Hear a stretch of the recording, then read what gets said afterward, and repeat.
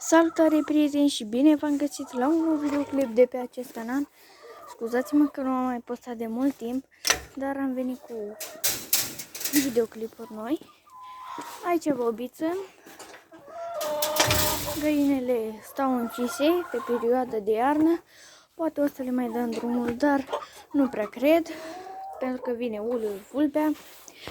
Aici piticile, o să intru la ele să le vedeți mai în detaliu.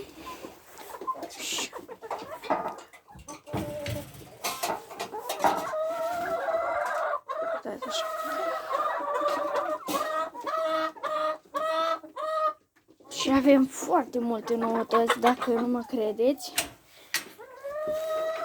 Cei care le plac porcii sau văcuțele, am noutăți.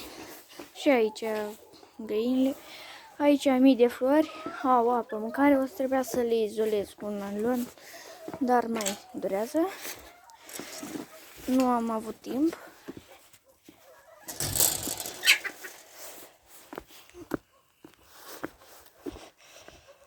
Nu o să stau mult că este foarte frig afară.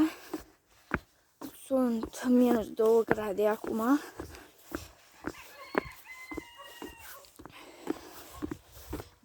Și da, după cum vedeți, este noroi. Aici haiduc. Și cred că ați auzit așa o mică noutate. Purcei. Aici nu mai avem nimic. Am tăiat toți purceii. Aici taurul, vițica și a doua vițică. Am cumpărat o vițică nouă. Eu n-am apucat să o văd, chiar acum o văd pentru prima dată. Are 4 luni, din câte știu.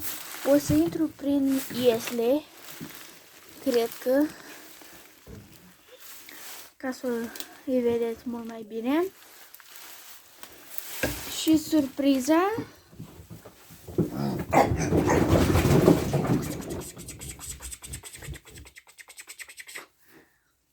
...20 de purcei, dar acum am 18 pentru că am dat 2.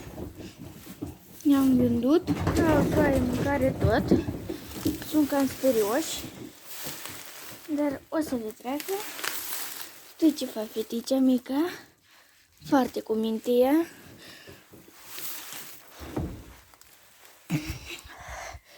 Și da, sper că v-a plăcut videoclipul. Nu uitați să dați un like, un subscribe și eu v-am lăsat că am înghețat de frig. Pa, pa!